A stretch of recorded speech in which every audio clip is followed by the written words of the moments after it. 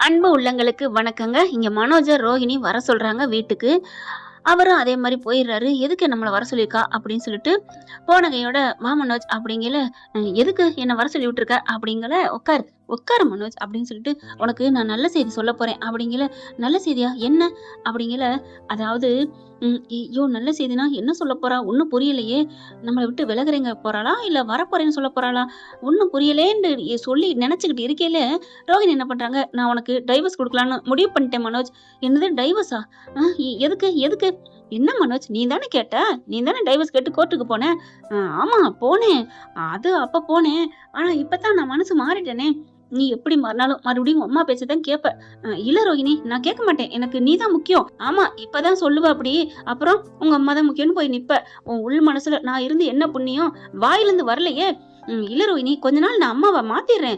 நீ எவ்வளோ பொய் சொல்லியிருக்க. அதெல்லாம் எங்க அம்மா அ ஆற மாட்டேங்குது அவங்களுக்கு" அப்படின்னு சொல்றாங்க. "உங்க கோவத்த குறைக்கணும்ல" அப்படின்னு சொல்ல, "இங்க பாரு மனோஜ் அதெல்லாம் தேவையில்ல. நான் உனக்கு டைவர்ஸ் குடுக்குறேன்" அப்படின்னு சொல்லிட்டு ஒரு பத்திரத்த எடுத்து வச்சு கையெழுத்த போட்டு, "இந்தா உனக்கு எனக்கு எந்த சம்மந்தம் இல்லன்னு சொல்லி எழுதி குடுத்துட்டேன். 6 மாசம் என்ன டயம்? இப்பயே நீ போய் கோர்ட்ல போய் வக்கீல்கிட்ட சொல்லி நீ வாங்கிக்கோ. விவாகரத்து வாங்கிக்கோ. இனிமே உனக்கு நான் தொல்ல குடுக்க மாட்டேன். தொந்தரவு குடுக்க மாட்டேன் மனோஜ். தொந்தரவு குடுக்க மாட்டேன்" அப்படின்னு சொல்லிட்டு இருக்கையில, அப்படியே மயங்கி கீழ விழுகுறாங்க.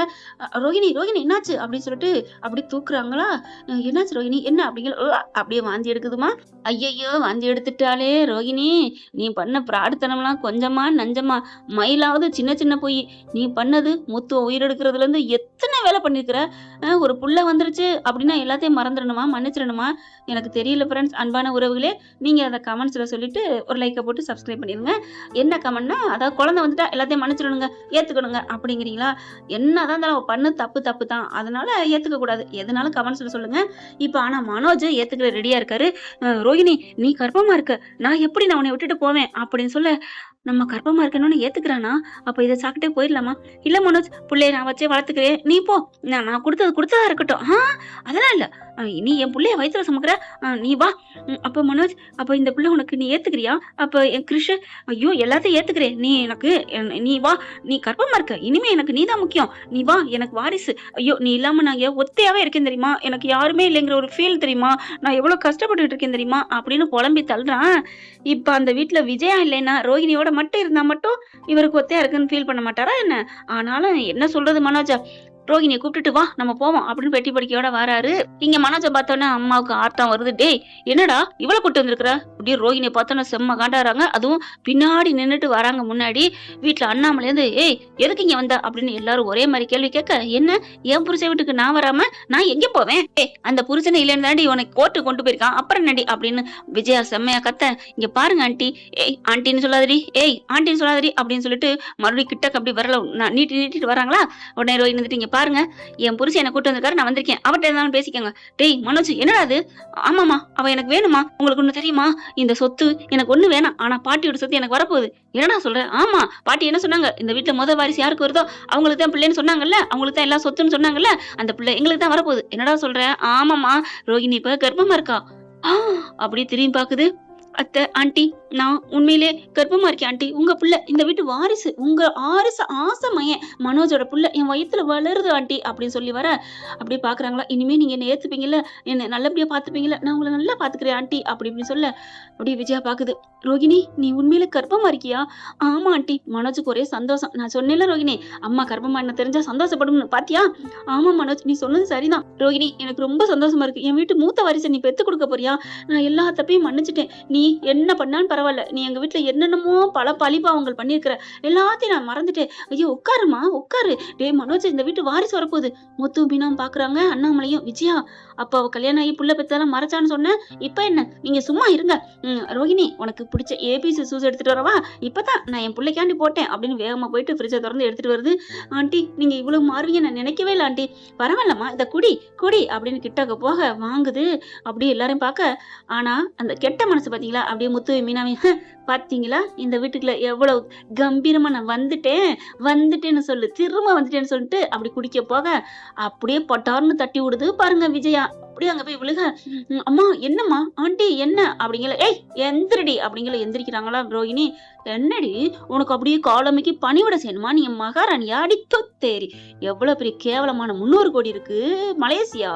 எங்க அப்பா அப்படி, எங்க அப்பா எங்க உதவிக்குள்ள இல்ல, என் மாமியா இருக்கேன், சொத்து பத்து 300 நகை இருக்கு, எம்புட்டு சொன்ன எல்லாம் ஏமாத்தி இந்த வீட்டுல எம்புட்டு என் புள்ள பேருக்கு காரு பிரேக் வேற புடுங்கி விட்டு புள்ள பெத்ததை மறைச்சு, ஐயோ 1008 420 வேலை பூரா பண்ணிட்டு நீ புள்ள பெத்தோன்னு புள்ள பக்க போறேன்னு தெரிஞ்சாலும் நான் வீட்டுக்குள்ள மன்னிச்சுட்டு உங்களை மகாராணி மாதிரி ஏத்துக்க நினைச்சியா, அப்படின்னு சந்தோஷமா ஏத்துக்க நினைச்சியாடி.